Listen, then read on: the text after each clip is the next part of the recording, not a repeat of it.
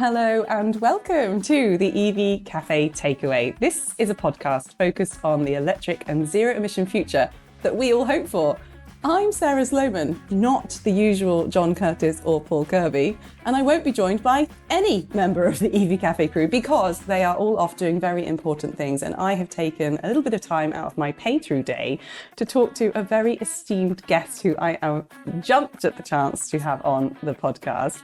The whole point of this series is about having people on who we feel are pioneers, our innovators and collaborators of our industry. So sometimes they cover a breadth of subjects, and this person definitely will.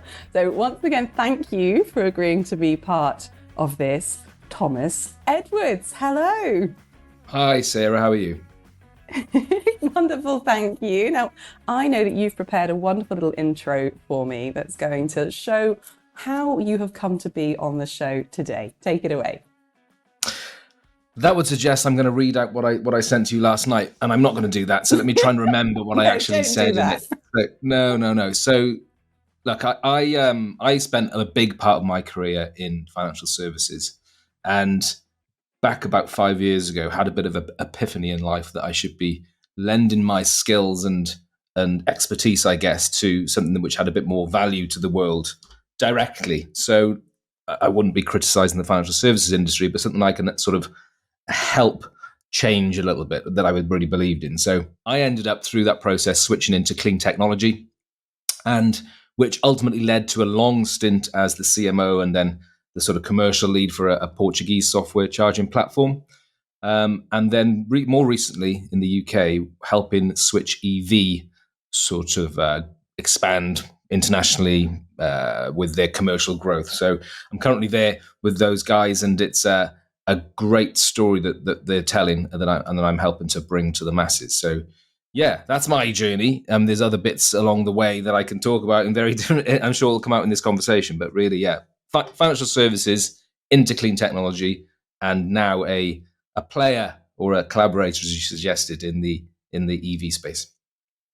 You got that so incredibly spot on. I wanted you to say that you leapt into clean tech, which is what it says, but you did miss out that you live in Suffolk with your family and you have a penchant for vintage fountain pens, guitars and vinyl, and Swiss horology. I don't know what a horology is. I was obviously feeling very creative last night when I wrote that. I would throw in a French reference like penchant. I do. I live in Suffolk with my family. I'm lucky to do that. I do love Suffolk, actually. And actually, where we are here, where this house is I've been sitting in now, is in Ipswich. And there's a bit of an EV sort of expertise sort of hub here in Ipswich. We have some people that might come up in conversation who live in and around the town. But fountain pens, silly collection, really. But, how many fountain pens do you need? One is probably the answer, or zero, actually, today. But I have none. Yeah. How many have you got? Yeah, many. I have many more than that. And then Swiss horology, it's timekeeping, isn't it? Watches and things like that. So, well, I'm glad you explained it, and I apologise to anybody in the audience who's thinking, "Come on, Sarah, you must have known that." Well, I bet you lots of other people didn't too. Yeah, so it was a nice way to describe that I've spent too much money in my life on silly watches. And for those of you who are listening in, this is a dual purpose, so you can either watch it back on our channels or YouTube, or like I do, tend to listen in the car. I'll just describe to you what is behind Thomas. We've got a wall of music and photos and art, and I can't quite see them, but I know there are guitars there somewhere and amplifiers. So people, if you do ever get the chance to talk to Tomas Edwards about this, I'm sure you will all have something in common. Now, just going back to your Suffolk piece. The wall behind me, sorry, Sarah, when I'm trying to renovate this old house we live in, and we have a cellar underground which has got 3 or 4 rooms in it, and one corner of one of the rooms was just full of boxes and boxes of CDs. So they were taking up space that I didn't really want to take up. So I thought, I don't want to throw them away. They're part of your history, right? They're part of your. I can see Sade there, look above my finger. One of her greatest hits, and they have a story in your life, don't they? That when you listen to certain music and things, so I didn't want to throw them away, and I didn't want to spend any time storing them. So I think, though, that's about 400 on the wall behind me there. I think that's quite a neat way to do it, so they don't take really any space when you stick them to the wall. But I tell you what does happen, When the wall temperature changes, they fall They off. just ping open. Do they fall No, off they or fall just off. open So, and and they drop fall, the and then sort they of... fall off like Oh my dominoes as well. goodness. So if one at the top comes off, then they kind of take the ones underneath on. So any given day, I come up into this room and I might find that there's sort of 6 or 7 on the floor, which is always good fun to see which ones they are. So I apologise if you hear a clatter in this conversation and loads of pictures drop off the wall, but they're CDs. Yeah. Innovator, collaborator, CD and pen collector. I think we've got your number already. No, we were talking about Suffolk, and it is actually bizarre how many people who will be listening to this podcast have come from Suffolk, not least of all wonderful Claire Miller of Octopus fame and now independent consulting, helping everyone transform everything. She's extremely busy. You also have a very forward-thinking local authority there who are pulling together EV charging for their residents and businesses. And Linda Grave, I believe. Have I got that geography right? Yes, absolutely right. So all three of those, Linda and Matthew, I guess, is the big representative from the council, Matthew Ling. Claire, all I would class as friends of mine, I guess. And also you have the great Richard Earle, actually, as well, who's the R&D lead at EO. EO are only up the road. And there are others. There are others around, and we're trying to bring as much talent and business actually into the county as possible. Yeah, and Senex are doing an event here in Ipswich in May, right? So it's good. Yeah, well, you guys are definitely putting it on the map, and every event we go to, there's always one of those 4 that we just mentioned cropping up. And one of the things that I wanted to ask you about, and whenever I listen to wonderful John and Paul do these podcasts, they always like to delve into a little bit about what really prompted your move into sustainability, because obviously we just brushed over it there, but as you said, very successful career, and then you suddenly thought, I want to make something a bit more impactful, I guess, something that's a bit more measurable, a bit more sustainable. No, did you have a particular trigger that made you want to take that leap? Was it meeting these people locally? What was it? They'd love that, wouldn't they, if I said that it was all to do to a meeting, with Claire Miller in the wine bar that's in town that we occasionally meet in. No, it wasn't that, but there was a moment. There was a defined moment, and it was actually one of my daughters who said to me one day, Dad, what do you do in work? That question, that comes up, and I dismissed it and said, it's boring. Don't worry about it. Right. This is when I was in financial services, and then I sort of thought about that for a while and thought, actually, that's a terrible thing to say to your daughter. You spend so much time in work and doing work, and that's the time you're not spending with your kids. Why am I describing it as boring? And also, for her to enter the workforce at some point, surely she should be a bit more inspired by the work she's doing in the world rather than just it's boring, it's a means to an end. So I did a bit of soul searching, and I really sort of had to think about what I wanted, what I wanted to achieve for the next part of my career. And that's where it came from, really. It was kind of this, well, can I add some good to the world rather than just making wealthy people even wealthier, which is ultimately what I was doing in the private banking world that I was in, and I was in the technology space there. So it was really that sort of epiphany to say, actually, well, surely I can do something better with these skills and talents that I've amassed over the years and built. And that led me to Portugal, and working with the great Jane Hoffer, who was head of a company who was the CEO of a company called Go With Flow at the time, which we rebranded. But working with her was fantastic, and that was sort of sealed my sort of interest really in this sort of space and led me to continue that with Switch EV. It was an epiphany. That's what I like to describe it as, an epiphany. It was an epiphany. Epiphany whilst holding a posh fountain pen, I hope. So exactly. Are they posh? I don't know. What do you describe as posh? Yes. Some of them are. Yeah, I absolutely would describe. Yes, I would describe them as completely posh. Unless, like me, you went to a school that was a bit rough around the edges, and the reason I think they're posh is because I used to try and stand out by having a parka. That was as advanced as my fountain pen experience ever got. And I have a Remarkable now, and I lost the Remarkable pen yesterday, so I'm not even writing a single thing by hand, probably ever again. Yeah. So on that, again, poshness. It's like what it comes from. Port out starboard home, doesn't it? It's the where you sat on a ship. That's where the words POSH come from, which would be sort of stamped POSH. Port out starboard home. But on that basis, if you're comparing it to a parka, then yes, they would be considered posh. But I am. Thank you for acknowledging that. Yeah, so that's good news. Yeah, I can't remember we were, but yeah, the fountain pen's a funny one. I think I'm attracted to things that are glossy. And I think if you delve into that even more, there's a human need to be attracted to things that are glossy, because I think it's to do with our search for water. So reflective surfaces are very attractive to our brains. So that's why we like things that are shiny, I think. I think it's that. Wow. But yeah, I have quite a few of those things. But I don't use them Well, either. I'm They're like just there this. for display, really. There's no need. There's no need. Well, I was thinking about your family and your children, and the fact that you do lots of renovation on your home, and that sort of need to kind of angle your expertise towards, instead of, as you say, sort of making wealthy people more wealthy, perhaps making the world of sustainability more efficient. And we met once at the EV summit. I think I'm going to say, I'm not sure which year that was. I think it was 2022. And we were very lucky to go out for a meal with Jonathan Jenkins from Motability Operations. He's the head of innovation, or was his title then.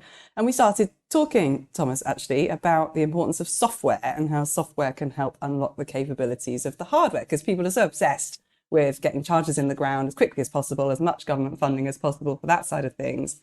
And I so often feel the software side is massively overlooked. Now, I know you do a lot of things for our industry, but right now you're with Switch EV. So can you give our audience a flavour for what Switch EV does?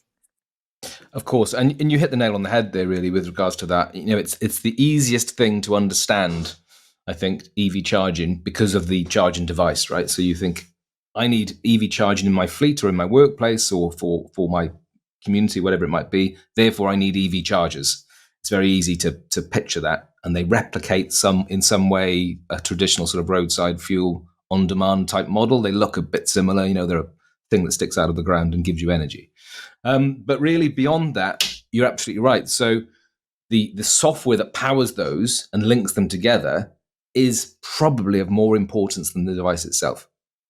So you have a number of providers like Switch EV, and there are others. There are Fuse, Clenergy, Spiri as well. Exactly. Yeah. We should mention them as one of your sponsors, right?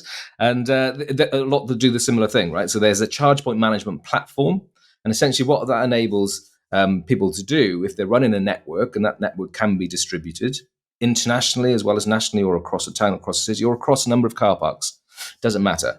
It enables someone like you or me to sit in a nice warm office like we are now to manage those charge points as they're operational in the field. So that can be as simple as turning it on and off and resetting it, or setting the price, or setting the time it's available. But also what's really important, and this will resonate with many of the people listening or watching, is that it actually helps you maintain their uptime. It's because that platform, that management platform, will be showing where there are errors, or show where there's about to be errors. And if you've got a very good platform that tells you that, you'll be in a better position to keep your chargers online. And that's really the crucial thing, right? In that there is, it's a silly thing to say, but there's no point in a charger that isn't working. It doesn't help anyone. So with the right management platform, you can ensure that your network is operational all the time. And you can make sure that you can control it and monitor it and manage it, whatever you need to do, manage the drivers, manage its access, manage its price point. So it's the tool you really need to turn your chargers into a business, or to manage your workplace or your fleet vehicles, and make sure they're all being charged according to when they're needed. So Switch EV have one of those, the charge point management platform. But also it's really interesting in that actually it bases that upon, or it's linked to, an operating system. And that operating system can be installed on a charging device. That's called Joseph. So essentially you have two elements at Switch EV. You have the operating system for a charging device, and then the platform that enables you to manage any charging device. So those two things plugged in together are kind of unbeatable, really. The key thing there is that both of those things run on OCPP 2.0.1, and most of your listeners, I guess, know what that is, but it's the Open Charge Point protocol, the communications method, basically, that everyone should be signed up to make sure all of these devices talk together. 2.0.1 is the most latest, or the most recent that's in the field, if you like. There are versions coming, but that's the current version, and that enables that really detailed, advanced diagnostics to enable you to ensure that your charge points are up and running.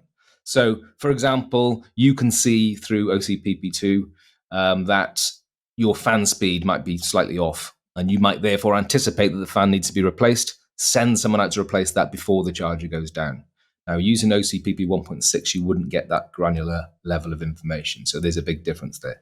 That's one example, but essentially OCPP 2.0.1 is much more advanced with all that sort of stuff. So if you are building a charge point network today, to future-proof it, you need the OCPP 2.0.1 functionality, and also brings in the plug and charge stuff and vehicle to grid, which is all through ISO 15118. God, all these numbers that I know, it's ridiculous, isn't it? So the International Standards Office 15118 is what you need to be looking for the vehicle to grid stuff. So yeah, all of that is incorporated in it. And Switch EV, based in London and Germany, we're doing that internationally.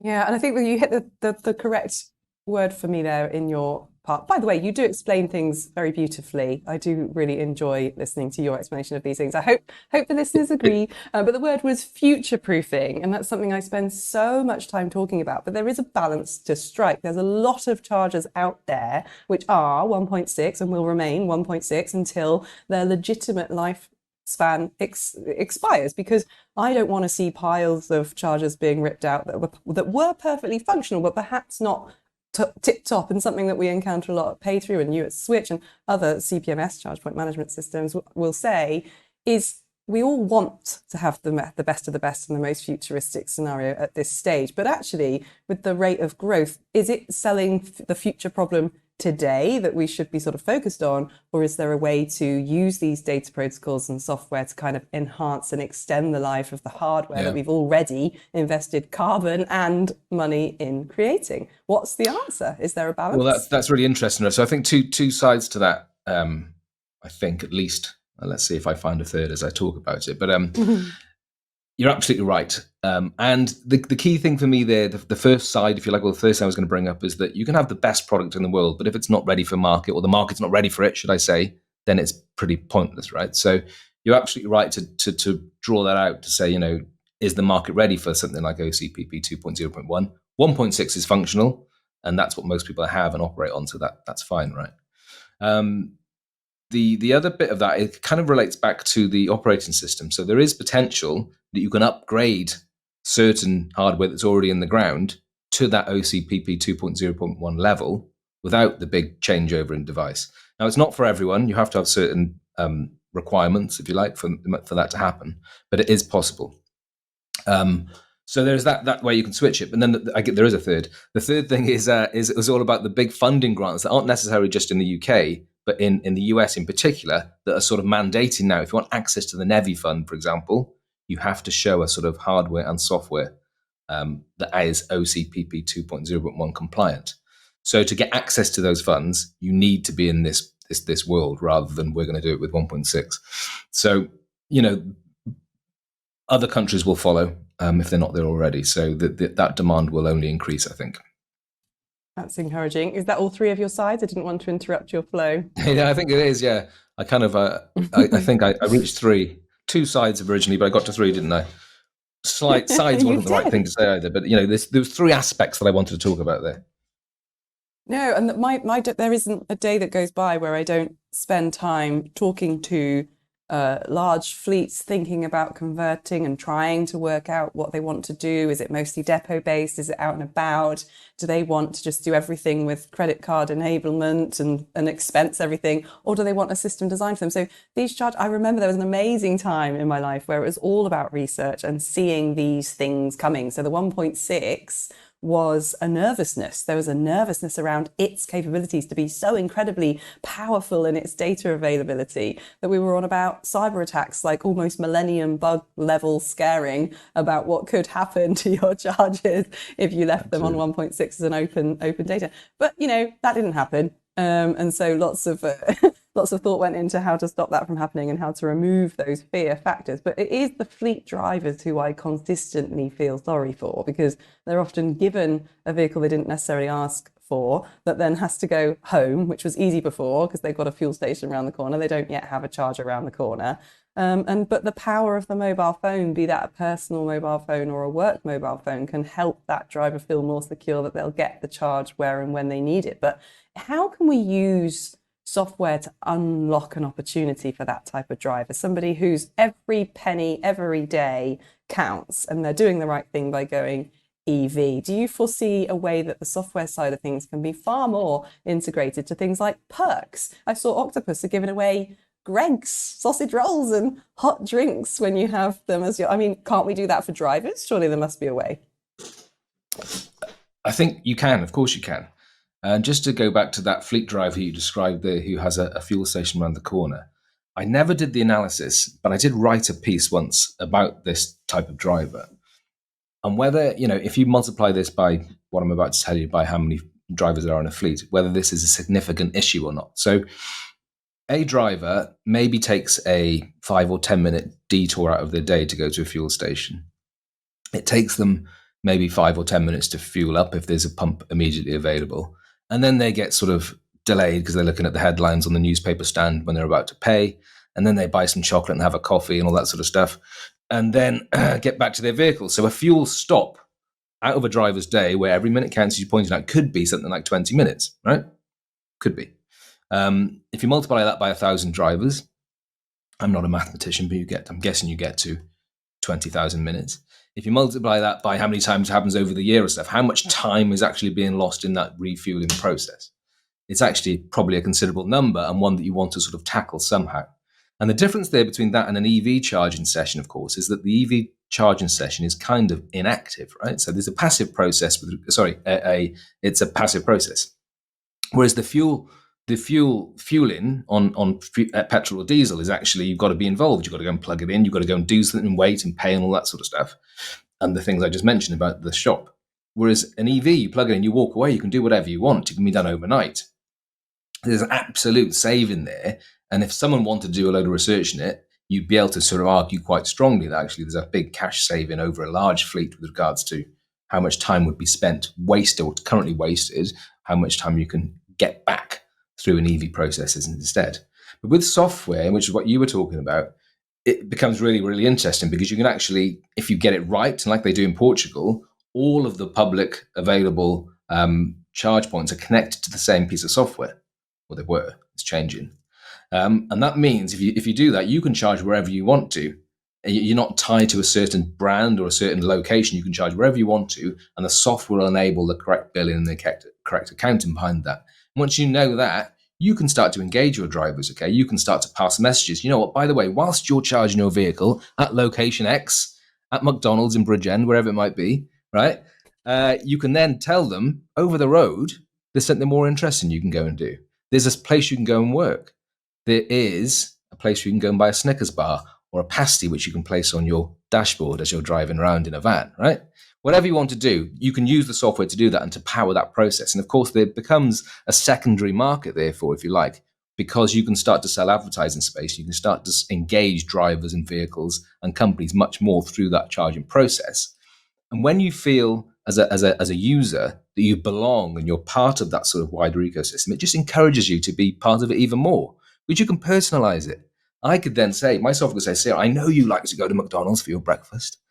Or Greg's, wherever it might be, right? And I can start to profile Greg's. you. Yeah. So I can start to profile you, right? And actually understand you and your habits, and I can start to pitch information to you that's targeted at you as a person. Of course, the software can power that. The key bit would be how you link everything together. Now, in Portugal, as I mentioned, that was kind of mandated by the government originally, which was a big leg up and a big step forward, a big sort of plus point, I guess, to enable adoption in Portugal. We don't have that in the UK.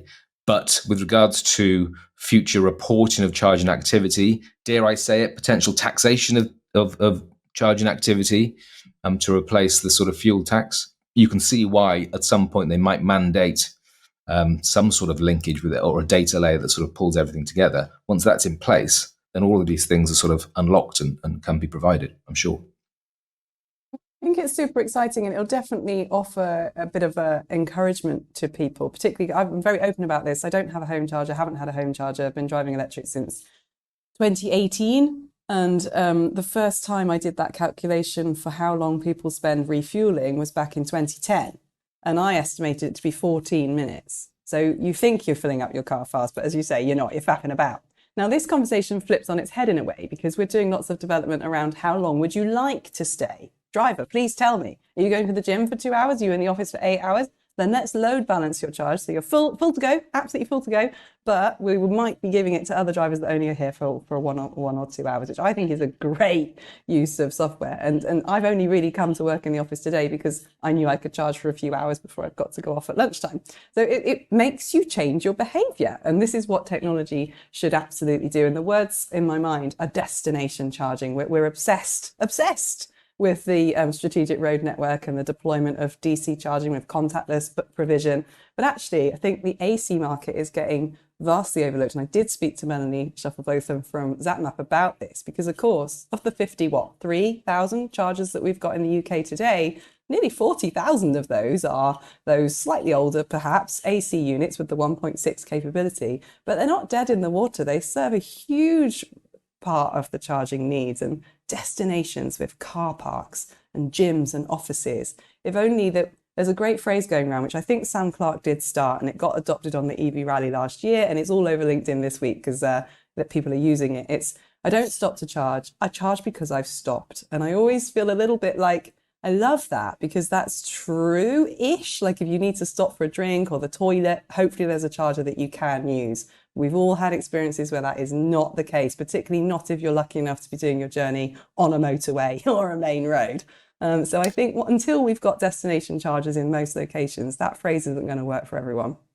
I think it's spot on, right? And I phrased it in a different way a couple of years back in another piece that I was part of. And it was really about the switch from that sort of feasting on energy that we have been used to, or most people I think are used to, as in you fill up your car with fuel and you empty the tank and then you fill it back up again.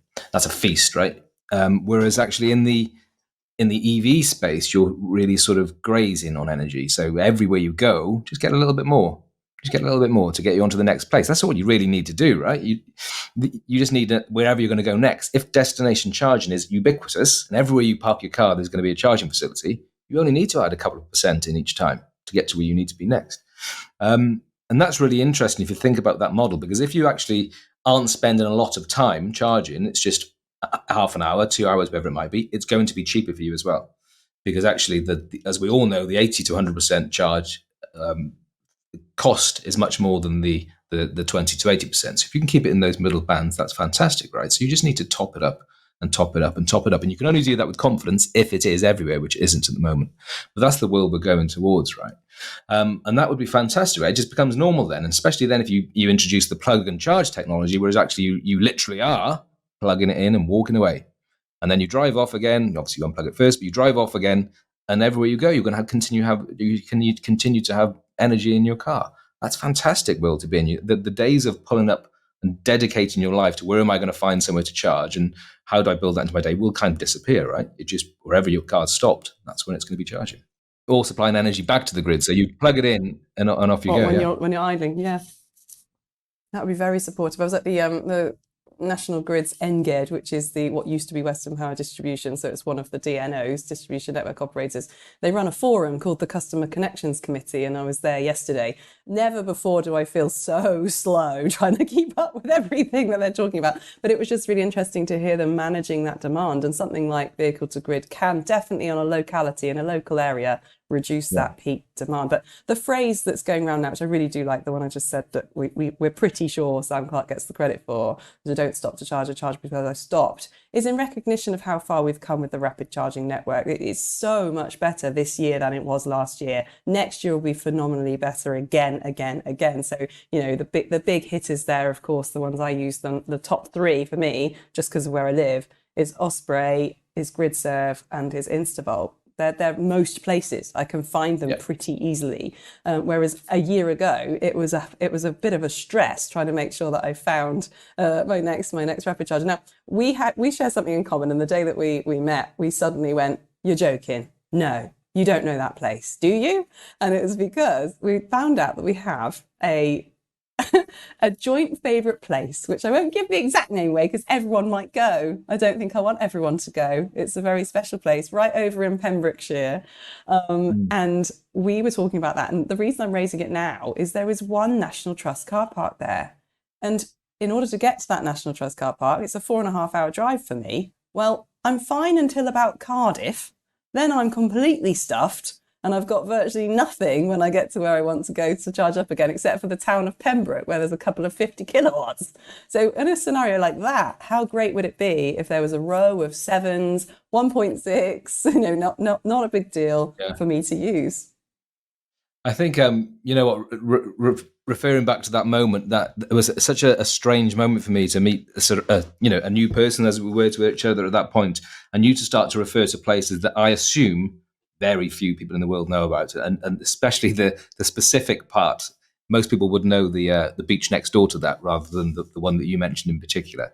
And it's where I come from in the world. That's where I sort of grew up and went to school and everything. Literally, and I hate using that word, but this is correct. Literally 2 fields away from that beach is where my primary school was, right? So it was fantastic to hear that. And I think from that point on, we had a bit of a bond in that shared experience of going, you know what, yeah, I've been there, I know that place.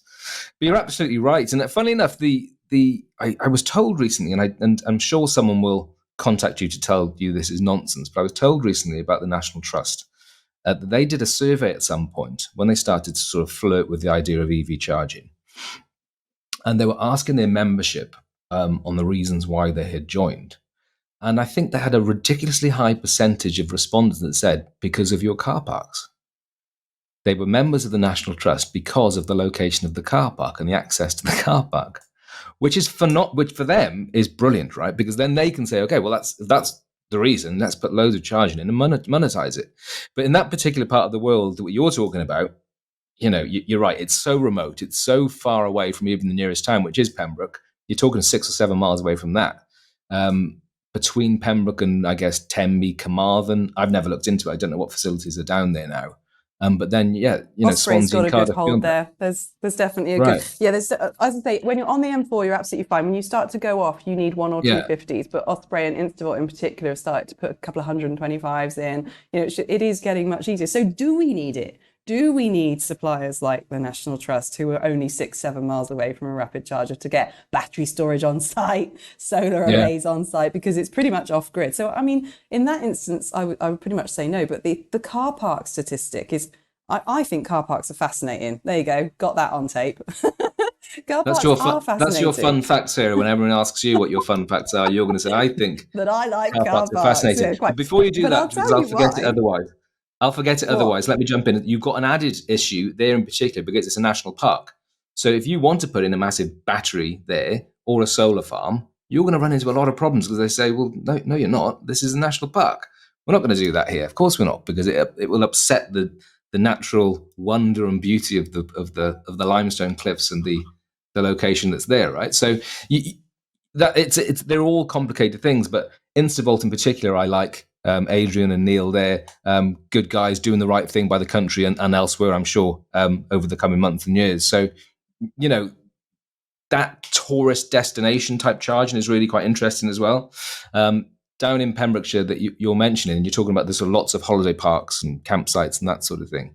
And I think it's really interesting to sort of work out how, if you have a big influx of demand or increase in demand in a particular season, how does the local infrastructure cope with that? So if you've got one sort of charging hub in, and I'll throw out places now that are down in that part of the world, in Kilgetty, which is a bit of a junction between going off to Tenby or Haverfordwest or Pembroke, if you put it there at that sort of point, that's great. But then you might have an increase of 100,000 cars on one particular week. How do you charge them? And you're going to need to get those people some sort of facility to be able to charge on the day they leave to go back home again, to go home with a full tank, right? A full tank or a full charge, full battery, whatever. You're going to need to be able to do that. And you can do that at the moment with fuel. I'm not sure you'll be able to do that with EV unless all of those holiday parks, all of those destinations within that tourist region can cope with that demand. We're seeing an increase in Cornwall. I'm not sure Pembrokeshire have caught up with it, and will do it anytime soon, but it's a really interesting model for any tourist area. How do you cope with increased demand, which is only seasonal, and typically on a changeover day? So on the Saturday, going home again, how do you cope with it on that day? Well, we talked about this I was driving up to the Lake District for my dad's birthday, and I gave you a ring, and we were talking about all of this on the phone. And I was describing how I had just taken the kids away, and the place where we were hiring a little caravan, specifically, it was a little one, like a little tow along that had been dumped for the summer in someone's field. It was very cute. And it had a little sign on it saying, do not charge your car out of this window, because they'd obviously had people just blowing the fuse, or hopefully not, but really trying everything with extension cables to get their car charged. So it made me really think, and one of the reasons I rang you for swapping ideas is to just think about, well, hang on, how much would you be willing to pay? So you're already paying 300 quid to stay in a funny little caravan. If someone said to you plus 50 quid for a full car charge, would you do it? I'd do it. And if it was managed through an app, like we know is possible, that's just a great way of getting a little bit of extra revenue, giving the confidence for that person to return. Airbnb now have, do you offer EV charging as one of their drop options for people shopping around for somewhere to stay. So it is coming. Change is coming, definitely. And I think what the sort of key message here is, it takes somebody with a little bit of an innovative idea to take a punt on this, and then others will follow. Nobody can answer the question that I always have about what is the tipping point between availability of DC charging, like we described with the hubs in small towns, versus destination charging. I think it all boils down to behaviours. People want to go home, starting their journey with a full charge. Most will probably make it home, back to their home charger. It's only really people like me, or that once that 40% of driveway charging capability is fulfilled, that we are going to see a little bit of a bigger problem with people having to stop because they need to charge, because they can't charge when they get home either, in the same way that they're not sure if they can charge when they get to where they're going either. So the only answer is more, please, but the right charger in the right place. Yeah. And, those caravan parks and campsites, there is a way to solve it. I think I know how to solve it. But you need, for those people to invest, you need more EVs on the road and more of those customers demanding, when I get there, by the way, can I charge my car? That's going to be a question, that's a financial question, essentially. When is that going to be economically viable to do so, to make that infrastructure in place for all of those pitches? But it's there, it's coming. And there is a way to solve it with software, as you said. I've been to places in Cornwall. I remember going to a holiday village with chalets in Cornwall, where exactly the same thing, big red signs outside each building that said no EV charging. Like it was, almost like a no smoking sign sort of thing. Like it was a negative thing, no EV charging here. But it's all because of the as you say, the demand on the electronics, or demand on the site that they couldn't cope with. They weren't necessarily anti-EV. I think it was more the case, it'll cause us problems if you do it. And we shall solve it. We absolutely shall. Now, what's really interesting about you, though, is despite your extensive knowledge, you are the transport hierarchy dream, because you don't own a car. You hire a car if you have a long distance journey, and use public transport the rest of the time. And when I asked you what your fun facts were, which I was very proud to say I knew most of them, but this one, cycles 15 miles in less than 45 minutes most days. Is that indoor or outdoor? Because that's very impressive. It's not as impressive as the T-shirt I'm going to have made that says, "I am the transport hierarchy dream." That's what I'm going to wear, and I'll put your face on that as well, and say, a quote sort of mark. It's both, and I'd love to say that I can prove it. I can prove it on my Peloton, absolutely, that I smash out 50 miles in a little under 45 minutes most days. On the road, I don't time it, and that's my excuse. But essentially, I do like to do that. I used to commute so much when I lived in London originally. I went around the world a little bit and ended up in the Channel Islands, but not on a bike. That was a career thing. But I commuted lots, and I always loved cycling. And now I just do it sort of for exercise. But I used to commute. But I don't own a car. I don't personally own a car. I use public transport whenever I can, and hire a car when I need to. And that's getting more and more interesting, because actually now you have the electric choices generally. And what I find interesting there is that handover, obviously they don't know what I do for a living or how well versed I am in the EV space, but the handover varies greatly on what they tell you. First of all, there's, a year ago they'd be confused if I asked for an EV. Now they're not confused, but they can't really explain what I need to do with it very well. So I guess in another year, it might be a pretty more standard thing. Hand over the keys and off you go. You know what you're doing, like it would be for a combustion engine. But I hire cars. I use public transport and my bike as much as I can. So, I'm a non-car guy. I do have a driver's license, but I don't own a car.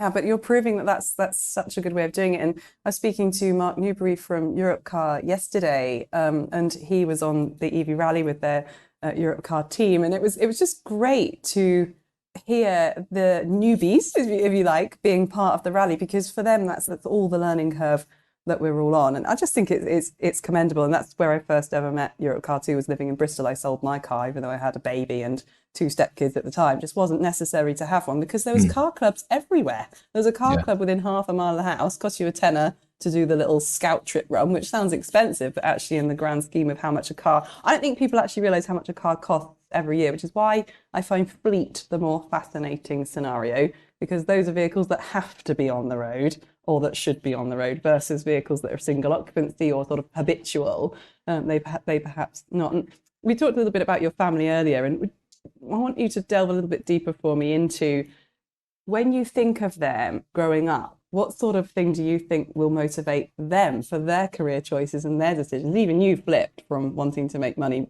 versus wanting to make a difference, and hopefully still making money whilst making a difference. But that's the crux of it. What do you see in them as our future, the kids of today? What do you think they'll be motivated by? I think for mine, so I have 3 daughters and 2 rats actually that I live with as well. They're female as well. So I've got so most of my dependents are female, sort of, and which is great fun actually, and I support that massively in any way I can. But it's interesting with them because my 3 daughters in particular are very creative. Don't know where they get that from, but they're very stagey, and they sing and they dance and act. One was actually in auditioned and successfully auditioned for the English Touring Theatre's production of Macbeth recently, which has just been down with you guys in Bristol, actually. But she did 12 nights for them. That's a Shakespeare joke there. Like, she did 12 nights. But that was fantastic. So they're in that sort of space. They want to continue in that sort of space, right? They're creative. They want to be on the stage. They want to be showing off. As I said, I don't know where this comes from. But really, what I find interesting in their sort of hopes and desires and dreams, they're not old enough. Mine are like 12, 10, and 9. They're not old enough to really think about the world so much yet. But I do notice that they're sort of, the things that I was passionate about when I was their age are so different now, right? So, for instance, they think there's nothing more exciting than potentially having an electric car on the drive. They think it's amazing. What, we're going to get an electric car? We're going to get a Tesla? Are you joking?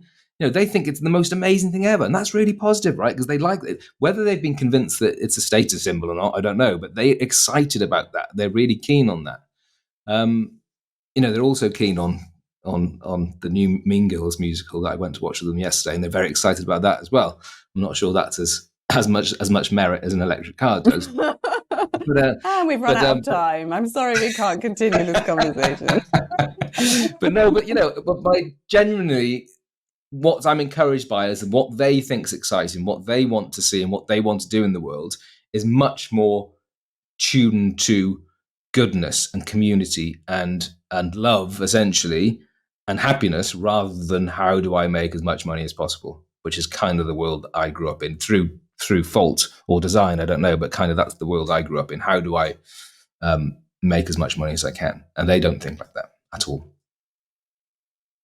No, which is a wonderful, and I'll be very honest and say I think that is wonderful, because like I alluded to a minute ago, I hope that there is a way to earn a living, even if it isn't making tons of money, just getting that amazing feeling of satisfaction from spending each day doing something productive that you feel meets your values, your aims, and your priorities as a human being on earth. And I certainly do get that from 20 years in infrastructure, be that walking, cycling, or car parks. And now I'm on the software side of things, which, guess what, still caters for what I think is one of the most important features of our life, which is transport. Touches everyone, gives you adventure, gives you stability, gives you opportunity to go with your family on holiday and feel that wonderful family loving time, or friends, or anything at all. You mentioned there with sort of creative want to be on the stage. You got thrown out of a stage concert for stage diving, although you did write convert for stage diving, which threw me a bit. So please, I think this could be our final story, but I want to hear it. What did you do? So yeah, I think when you ask for a list of fun facts, they're always quite cringy, aren't they? To sort of, what do I think? What do I want people to know about me that's fun? And I noted a few down, but I knew that wouldn't make you laugh, Sarah.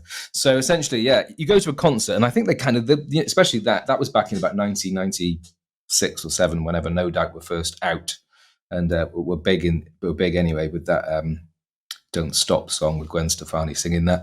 And I went to one of their concerts, and I think it was in the Don't Civic. Speak, wasn't it? Don't Speak. Don't Speak. That's it. Not Don't Stop. You were definitely a bit drunk that day, maybe. Don't Speak. Yeah, Don't Speak. You're absolutely right. So, and they, the sort of music and stuff, it encourages that sort of behavior. So I was surprised by it. I've stage dived quite a few times, but I was thrown out. The security didn't like my behavior doing it in this particular concert. So me and my friend Lee were thrown out for enjoying ourselves too much at a concert. That was a fun fact. The others, I'm glad you didn't really talk about. And of course, everyone's got hundreds of facts, haven't they? But there's only certain ones that they let through the net or through the sieve at any particular time. And speaking of net, another one of yours was, and I quote, audience, very, very good at badminton. So if anybody else is good at badminton, I'd like you to take on Tomas Edwards and see if that's true. Yes. I used to play it so much when I was younger. I had a couple of years off, and I've recently started again, actually, and realised that actually people are always a bit overwhelmed by how deft I am with a light racket. Yeah, I don't know what it is. Maybe it's my size and my wrist strength. I guess it's all about the wrists in badminton. So yeah, it's just that. The speed very, and the very agility, good. and I think your rapid fire brain, I think, does match your rapid fire ability to be chasing the shuttlecock around and scoring highly at badminton. It's that sort of hand-eye coordination is directly linked to knowledge recall. And I've really enjoyed what I've loved about this conversation, and every conversation we ever have, is there's always this wonderful depth of knowledge presented so beautifully by you that there's nobody that wouldn't be interested or understand what you're trying to describe. And that's what I really wanted you to come on. So I'm so grateful that you had the time. Oh, thank you. And that's really nice to hear. As you know, and as you stated, I am the transport hierarchy dream. So, I'm not surprised that you're picking up on these sort of things. Well, as petrolhead Jeremy Clarkson would say, on that bombshell. Yeah, absolutely. Yeah. So thank you, Sarah. Thanks for having me on and chatting to me. I agree. Every time we talk, we tend to have a bit of fun and work out some of the problems that we're both facing together. So it's always good to chat to you. And I'm pleased to be doing this with the EV Cafe. Thank you. And many more problems to solve. We're absolutely not taking off the gas on this one. So you are indeed a wonderful pioneer and innovator and collaborator. So you absolutely fit the bill for being here. It's huge thanks from me. And I'm sorry that we had to end our time, but please do connect to Tomas Edwards. He works for Switch EV via LinkedIn. And of course, if you don't already do so, follow our EV Cafe channels. All friends of EV Cafe, welcome to join the community. The aim is accelerating the transition to zero emission vehicles. So anything that you can do to help us unlock that for the masses, join in. So it's huge thanks from me and goodbye. Bye-bye.